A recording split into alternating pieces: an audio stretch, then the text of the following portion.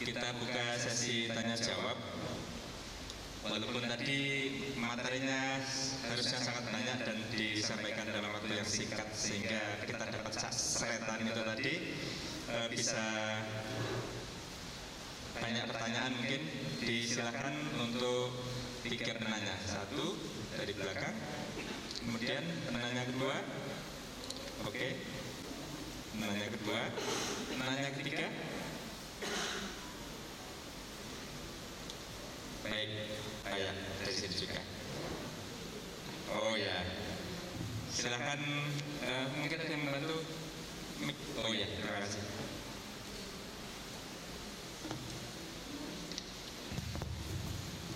Terima kasih. Assalamualaikum warahmatullahi wabarakatuh. Saya Bu Iwin dari SMK Negeri 4. Saya kagum sekali dengan cerita Pak Hopri yang menjiwai cerita siswa SMK di Jember, yang memang untuk menjawab pertanyaannya Pak Anton itu sampai 3 hari tidak akan terjawab karena cuma dipikir, tidak dikerjakan. Bapak, memang untuk 2 tahun terakhir ini kami memang dituntut untuk mengajar secara blended. Yang secara teori blended adalah luring dan daring. Tapi kami di sini dengan kondisi yang jenengan ceritakan barusan tentang siswa, itu blended kami tidak lagi luring dan daring, tapi cara pembelajaran zaman now dengan zaman kuno, gitu. Karena apa? Dituntutkan sekarang itu siswa berpusat di siswa, gitu. Tapi siswa kami ya seperti yang jenengan ceritakan, akhirnya balik lagi ke kita yang tanpa metode dipendelii atau digetai, mereka tidak akan mengerjakan apa yang kita minta. Nah, setiap kali pertanyaan seperti ini memang itu adalah cara belajar yang salah. Tapi sampai sekarang kami belum bisa diberikan cara yang benar bagaimana sih untuk mengatasi siswa kami yang seperti itu. Tapi 100% kita tidak bisa menyalahkan siswa, apalagi untuk 2 tahun terakhir ini yang banyak daringnya. Wong ditunggoni di kelas saja sudah begitu sulitnya, apalagi harus belajar sendiri. Jadi ini bukan suatu pertanyaan, tapi saya khususnya kepingin dengar bagaimana sih cara mengatasi supaya saya itu tidak merasa bersalah kalau lagi mendelihi anak-anak itu. Tapi ya itu tadi, kalau tidak dipendelis tidak jalan anak-anak. Itu anak-anak saya, tidak tahu anak-anak Bapak Ibu sekalian. Itu Pak Hopri. Jadi mohon kami diberikan adem-adem bagaimana memang secara teoritis ilmu pengajaran ya begitu, tapi nanti begitu praktek di lapangan sulit sekali kita untuk terapkan itu. Bahkan ada gerakan sekolah menyenangkan, di awal kita menyenangkan, pada 30 menit pertama tidak menyenangkan sama sekali. Itu saja Pak Hopri, terima kasih. Baik, selanjutnya pertanyaan kedua ke depan. Ya, di bawah.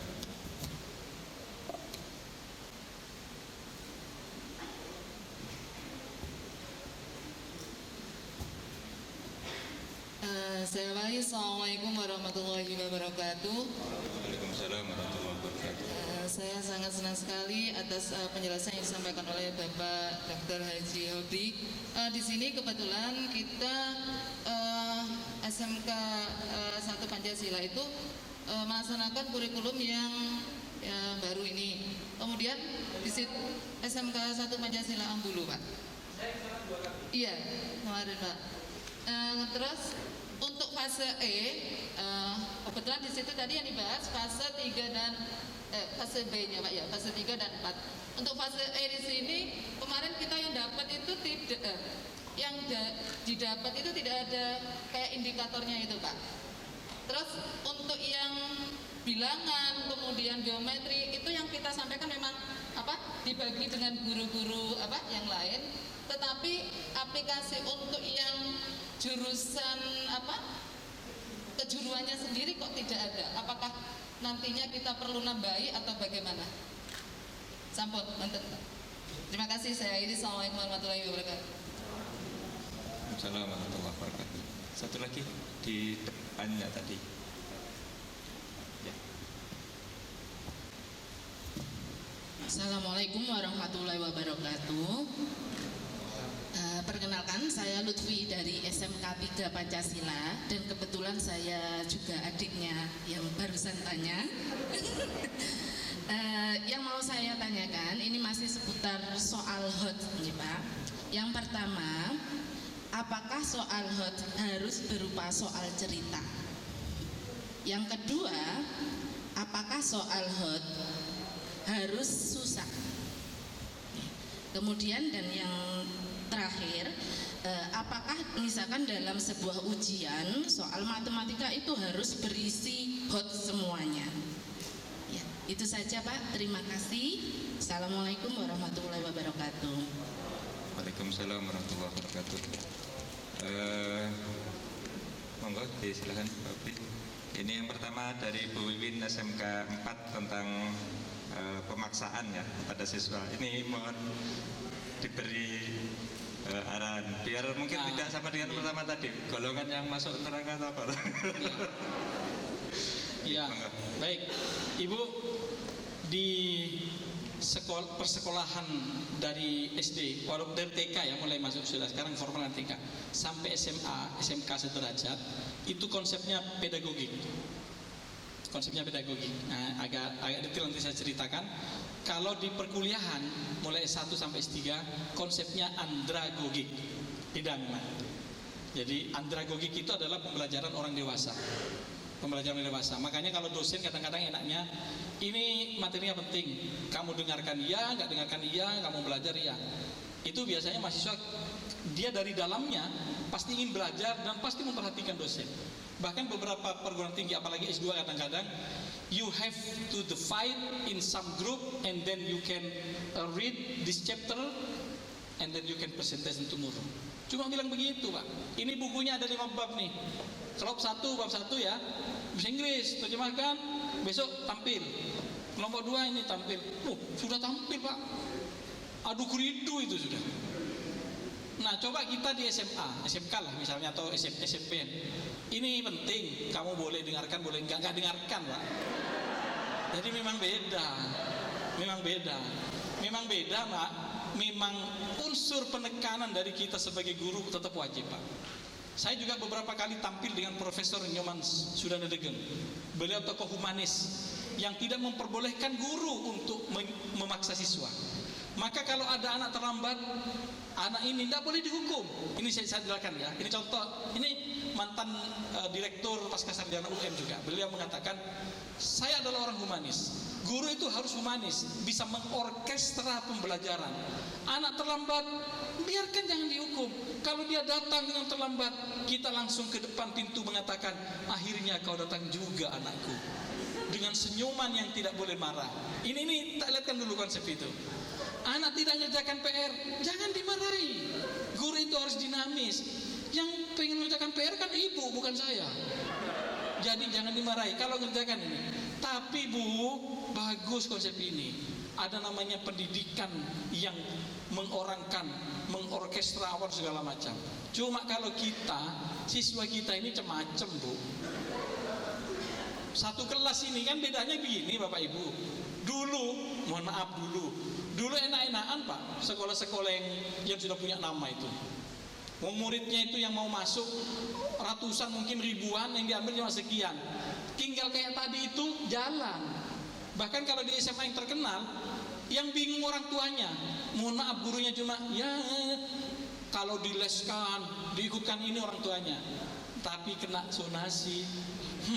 Pada sekarang, ayo sekolah yang terkenal dulu. Nah, kita banyak siswa yang datang ke sekolah motivasinya bervariasi, Pak. Ada memang berapa persen ingin sekolah, ada berapa persen takut orang tua, ada berapa persen takut teman. Kalau nggak dipaksa sama ibu, nggak bisa. Jadi menurut saya yang penting pemaksaan itu 1, 4 yang tidak boleh. Saya 4 tahun yang lalu diundang kejaksaan, kepolisian, PGRI dan Dinas Pendidikan. Namanya perlindungan guru, bukan perlindungan murid, Pak. Ini mohon maaf saya sampaikan, apa intinya supaya kita hati-hati. Kita tegas tapi kalau bisa cuma lisan, Bu. Jangan sampai. 4 dihindari. 1 fisik. Jadi ada Undang-Undang Nomor 23. Ini saya bicara ngelantur-ngelantur nggak apa-apa ya supaya paham. So kadang-kadang guru yang punya keinginan lebih malah bisa salah, niatnya baik bisa disalahkan. Tetap hati-hati, terutama SMK. Kadang-kadang anak-anak kan, apalagi laki-laki Bapak Ibu, ternyata yang nakal bukan hanya anak STM gitu, anak SMK ini perempuan semua, ini gurunya laki, nggak pede, sweet, nggak bisa gemeter juga. Iya loh, semuanya perempuan belum tentu semua mentalnya guru laki-laki itu berani di depan perempuan semuanya, kecuali saya. Nah ya, jadi ada tidak boleh fisik, Pak. Jadi kalau fisik ada buktinya, Undang-Undang Nomor 23 tentang perlindungan anak, guru itu boleh dijemput di sekolah. Ada ketentuan guru tidak boleh dijemput oleh petugas yang menggunakan seragam polisi. Akhirnya pakai preman. Tapi mobilnya munyi, Pak. Duit, podo aja siswanya tahu.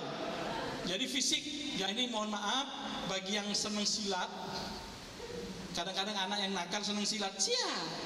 Ada bekas Bapak Ibu sekalian, maka kita bisa kena delik aduan. Hati-hati, beda dengan dulu. Sekarang LSM sudah bilang 3 tahun, Pak. 3 tahun jadi seorang guru. Karepnya bagus, kadang-kadang salah. Ingat kasus Silo, guru olahraga. Pokoknya dia ingin disiplin semua anak sebelum olahraga keliling lapangan. Anak ini memang sakit. Nah kami sekarang kan di PGRI, saya jadi pembina PGRI, jadi tahu berbagai kasus kayak gitu. Maunya baik, hati-hati. Lebih baik kita tidak berurusan dengan fisik. Kadang saking akrabnya setiap anak yang masuk kan ada kepala sekolah dulu, saya masih lihat waktu itu. Ayo masuk, nyetol. Kan maksudnya akrab, tapi pada saat tertentu mungkin pas ada sakit, ada bukti, hati-hati. Fisik. Yang kedua Bapak Ibu tidak boleh melakukan sexual harassment, pelecehan seks. Terutama guru pas olahraga misalnya kayang terus begini, anak SMK kok olahraganya kayang terus. Nah ini contoh ya, kalau lagi bahaya. Atau mungkin nyolek Pak, hati-hati. Saya pertama datang di Jepang, satu yang dipesankan, jangan melakukan itu. Kita kan di JICA itu di Tokyo, itu tempatnya berbagai orang, dari orang negro, orang mana, lewat dia menjerit, kita bisa kena. Padahal orang negro, apanya yang mau dicolek? Jadi kadang-kadang seksual harassment itu betul-betul sekarang kan banyak Bapak Ibu, mungkin ada yang kelainan dan sebagainya, betul-betul. Yang ketiga itu yang kedua tadi apa? Jangan melakukan seksual harassment. Yang ketiga, ini terakhir aja karena saya masih mau menjawab banyak ini. Sarah, Pak. Jadi anak itu cukup akalnya, kan kadang-kadang ada Pak memang. Sampai dalam hati kita bilang, ini paling salah kedaden, Bapak buatnya tidak benar. Maksudnya saking jengkelnya itu ada. Tidak semua siswa kita menyenangkan. Terus ngomong kita, pancen ini meduro ini. Jangan Pak, hati-hati. Hati-hati kalau dipersoalkan ya kadang-kadang. Jadi saya kemarin malah dapat penjelasan dari pasal-pasal yang oleh kepolisian. Memang kita katanya di PGRI, guru itu kalau melaksanakan sanksi yang mendidik tidak ada hukumannya, tapi tetap hati-hati. Padahal ada pasalnya itu, saya masih punya materinya tentang itu. Tapi hati-hati, maksudnya sekarang banyak orang pinter. Karena pernah ada guru yang kemudian, ini cerita beberapa guru yang kita tangani di PGRI, yang sekarang jadi kepala BPSDM itu cerita sama saya kemarin waktu rapat penetapan kepala sekolah itu yang mau dilantik minggu-minggu ini. Dia mengatakan begini, anaknya itu bapaknya guru, Pak. Anak itu bapaknya guru. Karena melakukan sesuatu, apa dibentak seperti apa gitu, nggak terima. Pokoknya intinya minta ganti rugi 2,5 juta. Ganti rugi 2,5 juta. Daripada ribut dikasih, Pak. Padahal orang tuanya anak ini guru juga. Padahal anaknya memang melanggar gitu loh. Begitu di 2,5 juta, putusan tahun depannya tidak diluluskan. Kalau kok diluluskan? Kata kepala sekolahnya tanya ke ketua komite. Terus dia bilang apa? Kok nggak diluluskan? Ini tidak lulus, gantinya 2,5 yang Bapak minta kepada sekolah. Nggak bisa-bisa ada Pak. Ya memang begitu. Sehingga begini menurut saya sekarang, karena memang sekarang kita lakukan tegas dan sebagai disiplin, tapi jangan sampai menyangkut yang 3 tadi. Tidak apa-apa, Bu. Ayo, soalnya kemarin Pak Wabub juga bilang, Pak Gus Wirjon, Pak Obri, kalau daring kayak gini, Pak, bolehlah kita mengatakan kognitif oke, tapi akhlaknya gimana, Pak? Maka kemudian sekarang beberapa guru ada yang cerdas. Anak-anak, sebelum kita mulai pembelajaran daring, mau pakai Zoom, mau pakai Google Classroom, mau pakai apa, silahkan ambil duduk dulu, kasih waktu 2 menit. Itu cara-cara, itu teknik. Tidak harus sama, tapi itu saya kira cerdas juga. Harus sama juga. Ada juga guru-guru, Bapak coba lihatkan tanda tangan dari ibumu bahwa kamu berpakaian bagus. Dia menggunakan buku penghubung maya. Jadi orang tuanya suruh tanda tangan. Waktu Zoom, anak saya berpakaian sopan, lengkap. Tanda tangannya dilihatkan, nak. Orang tuanya tanda tangan. Minimal entah orang tuanya berbohong, paling tidak dengan adanya begitu ada sebuah upaya. Dan masih banyak cara-cara guru yang lain, termasuk kadang-kadang anak, ayo ini kok nggak dibuka, ayo nggak nyaut, Bu, ternyata anaknya ditinggal Zoomnya itu. Ada, kadang-kadang ada. Cara kedua saya alami, tapi yang memang harus sabar kadang-kadang. Ayo, apa ini definisimu kok salah himpunan? Mohon maaf Pak, nggak jelas Pak sinyalnya Pak. Nggak menjawab tapi sinyalnya. Loh kamu ini gimana sih? Bapak sudah tanya mulai tadi. Pak, masuk lagi. Mohon maaf Pak, tadi sinyalnya. Lah kita mau, kalau sinyalnya betul-betul mau apa? Padahal kadang-kadang sinyalnya nggak apa-apa. Zainalnya yang apa-apa kan begitu ya. Pokoknya kira-kira pertanyaannya Pak Obri sulit. Sinyal, wes. Kalau saya ngalami, kalau Bapak Ibu mungkin insya Allah tidak beda. Ada anak-anak yang begitu, kan ada Bapak Ibu ya. Tapi tidak semua. Tapi bagi yang begitu perlu tetap kita karena sebagai pendidik. Cuma karena kita Zoom mungkin tidak ini, mungkin kalimat-kalimat saja yang bisa memaksa, tapi mungkin jangan sampai sara dan seterusnya gitu. Itu saya kira sama Bu, kita juga harus tegas pada posisi tertentu, tapi kita juga harus aman. Ada anak tidak bisa sudah Pak, ini nggak saya kampleng nggak iso, lebih baik serahkan ke sekolah. Besok kalau luring ada anak yang megelin dan sebagainya, kita nggak kuat di kelas, jangan ditangani sendiri, kasihkan ke bagian BK atau sekolah, biar sekolah yang menangani orang tuanya. Kita karakternya baik, contoh, anak ini mukul temannya, oke? Mungkin tidak sengaja atau mukul. Kan pernah ada anak main-mainan lidi, cek kena temannya Pak. Anak SD itu ada, saya mendapat pengaduan banyak. Karena saya mulai dulu di PGRI, baik sebagai pelatih PTK untuk ke golongan 4-an. Cek. Atau anak ini memang pengkar, mukul temannya. Lalu kita tidak sabar Pak, mukul yang ini, yang tadi mukul. Kamu ini jangan mukul temannya. Persoalannya berubah bukan antar anak, tapi saya dengan dia yang telah memukul dia. Itu bahayanya. Jadi persoalannya guru mukul siswa. Yang tadi ini hilang Pak. Yang antar siswa saling pukul ini hilang. Yang ada adalah gurunya mukul siswa. Lebih baiknya sudah lerai, serahkan ke yang bagian ini. Kalau bisa omongi gitu. Itu Bu, mudah-mudahan manfaat. Tapi tidak ada yang sempurna, tapi pasti sebagian yang saya coba rangkum seperti itu. Kemudian dari SMK 1 Pancasila, saya 2 kali termasuk saya juga kemarin menyampaikan tentang TEVA, Pak Ibu sekalian, Teaching Factory di SMK 1. Tapi saya ditugaskan UNED untuk datang di SMK 1 Pancasila Ambulu Bu ya. Oke, saya datang ke situ yang pertama, yang kedua saya bicara tentang TEVA. Nah, pertanyaan tadi tentang itu masih menunggu Bu. Jadi sekarang ini masih digodok terus. Sedang ada perubahan. Mudah-mudahan secepatnya sudah oke yang terbaru. Tapi kalau ada yang belum Pak, dulu nggak diajarkan yang baru, nggak usah ditambah. Saya ulang ya. Ternyata hanya ini Pak yang kurikulum baru. Yang dulu ini ada, kok nggak diajarkan, nggak usah ditambah. Mengapa? Yang sekarang Pak, dulu yang kemarinnya itu materi kelas 2 materi kelas 4 diturunkan ke kelas 2. Jadi guru misalnya contohnya Orang tua murid bilang begini, kok sekarang materi SD angel ya? Karena memang diturunkan Pak, yang SMP diturunkan, sekarang dikembalikan Pak. Konsepnya adalah materi disedikitkan dan dipermudah. Contoh dulu satuan yang dulu K13 dan sebagainya itu mulai dari desimeter, sentimeter, meter, hekto dan sebagainya. Sekarang di kelas 3-4 cuma senti dan meter. Jadi memang diturunkan Pak, karena kita dikritik materinya terlalu padat, waktunya pendek, sehingga sekarang kayaknya yang kurikulum prototipe ini materinya mulai apa istilahnya, untuk anak ini dikurangi, terus kesulitannya juga dipermudah. Niatnya kayak gitu. Jadi kalau memang walaupun kurikulum dulu ada, sekarang tidak ada, ya kalau ada waktu silahkan. Tapi kalau memang sudah tuntutannya itu nggak usah ditambah, nggak apa-apa. Contohnya kayak tadi, saya juga kaget loh. Ini yang hektometer apa dulu kan sampai bermeter-meter itu loh Pak. Tangganya itu bermeter. Sekarang hanya 2 yang dibahas.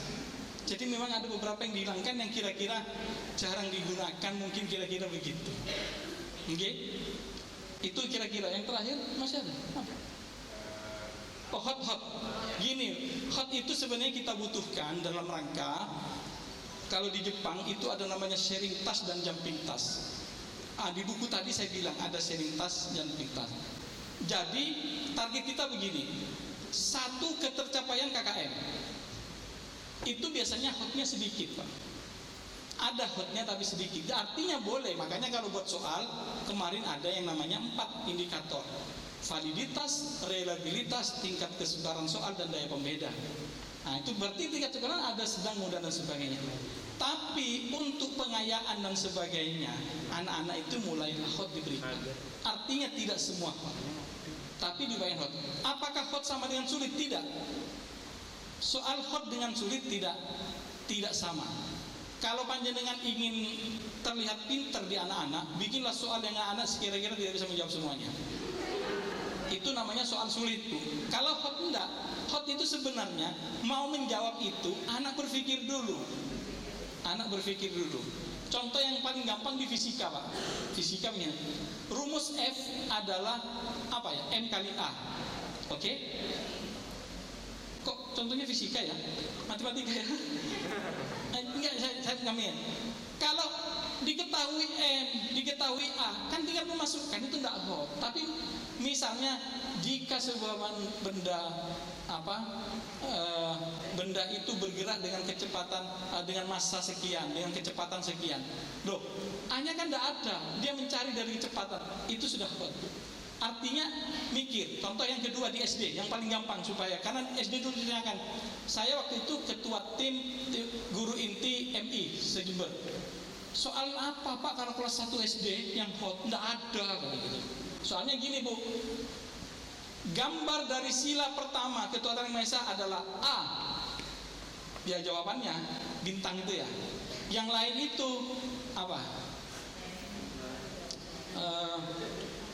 Banteng, kepala banteng, kepalanya Megawati, kepala siapa, dan sebagainya. Itu digambar kan ada, sudah tinggal ngambil.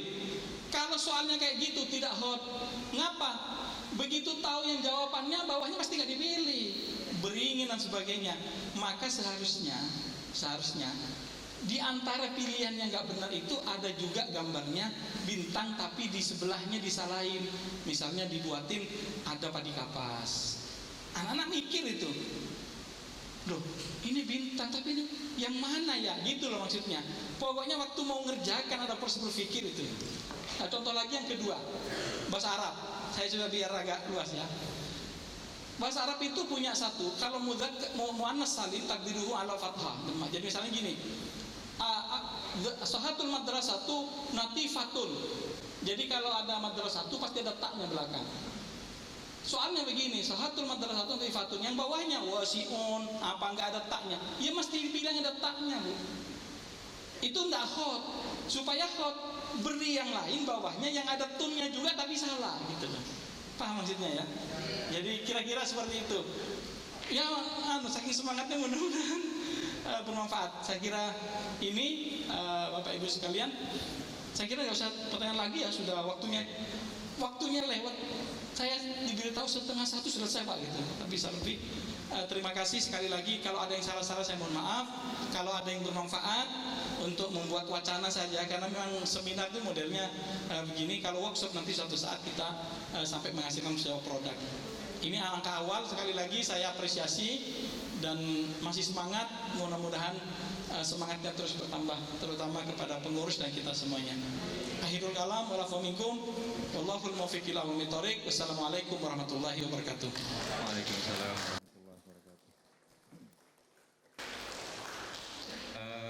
Mohon maaf Bapak Ibu, kita hanya ada satu sesi tanya jawab tadi dan sudah terjawab juga. Tadi juga ada door prize dari narasumber, maka ini tadi yang bertanya bisa diberikan door prize juga dari panitia. Bapak Ibu yang kami hormati, demikian tadi acara seminar kita tentang keterampilan berpikir tingkat tinggi dalam pembelajaran era digital. Tentu masih banyak hal baru yang akhirnya berkembang juga dari kegiatan seminar ini, yang nantinya mudah-mudahan di pemrograman, di bagian program di panitia atau di pengurusan GMP bisa merencanakan agenda-agenda selanjutnya. Baik, saya selaku narasumber mohon maaf, saya selaku moderator juga mohon maaf manakala ada hal yang kurang berkenan. Kami akhiri. Assalamualaikum warahmatullahi wabarakatuh.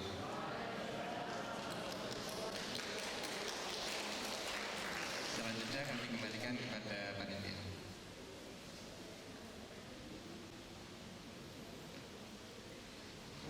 Disampaikan terima kasih, semoga apa yang telah disampaikan bermanfaat untuk kita semua.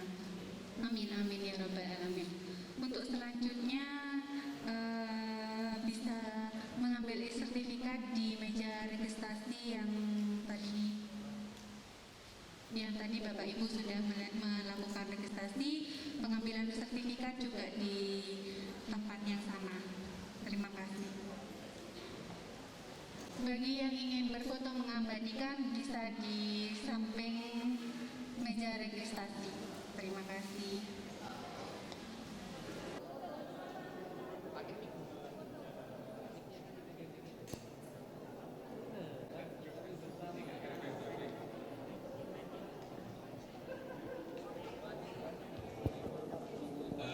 Bapak Ibu, ada usulan foto bersama dengan Pak Obri juga mungkin. Monggo Bapak Ibu bisa per wilayah dulu untuk foto bersama.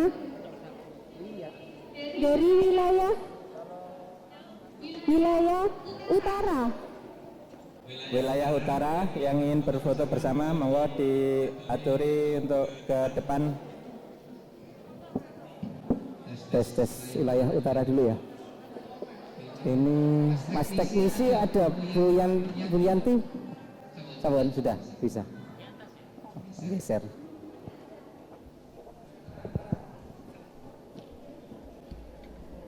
Untuk foto bersama dimulai dari wilayah utara.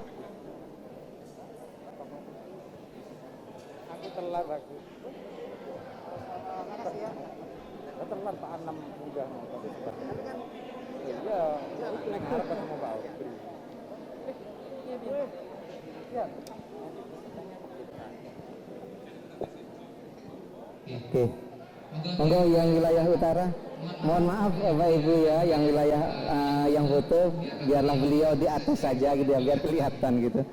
Biar kelihatan. Monggo yang wilayah utara tercatat ada 31, luar biasa, Masya Allah 31. Bapak Ibu dari wilayah utara. Di bawah saja Bapak, biar beliau yang di atas kelihatan dari sana. Dari wilayah utara.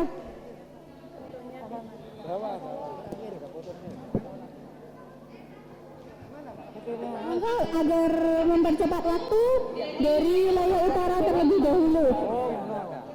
Kalau di situ itunya ketutupan, iya makanya di bawah aja. Yang ini di atas nggak Pak? Mohon maaf, mungkin yang bapak-bapak di atas, yang ibu-ibu di, yang bapak-bapak bisa langsung naik, ya. Monggo segera. Bapak-bapak di atas. Monggo bisa disegerakan. Ini paling senior, Pak. Masih semangat.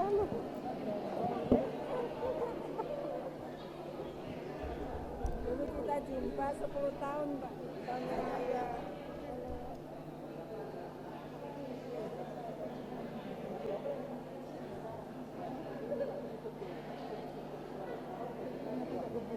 Kalau terlalu banyak, ibu-ibunya bisa nambah juga di atas karena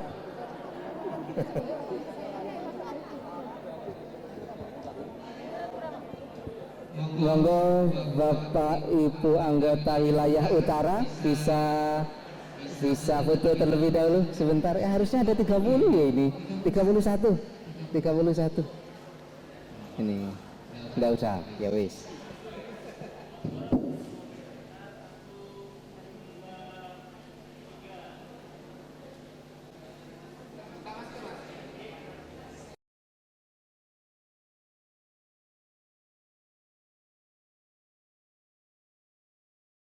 Assalamualaikum warahmatullahi wabarakatuh. Saya Lucia Dewi Minarti. Kesan dan pesan untuk acara ini, kesannya sangat menarik ya, karena pematerinya adalah Bapak Hobri dan saya baru pertama kali ikut MGMP. Untuk pesannya, tetap semangat untuk para guru-guru matematika yang ada di Kabupaten Jember. SMK pasti bisa. Oke, saya Lutfiadi dari SMK Zainul Hasan Balung. Saya merasa senang sekali MGMP Matematika akhirnya bisa aktif kembali, dan saya merasa bahwa kesempatan kali ini menjadi ajang kita untuk silaturahmi, dan semoga ke depan MGMP Matematika menjadi lebih hebat. Luar biasa.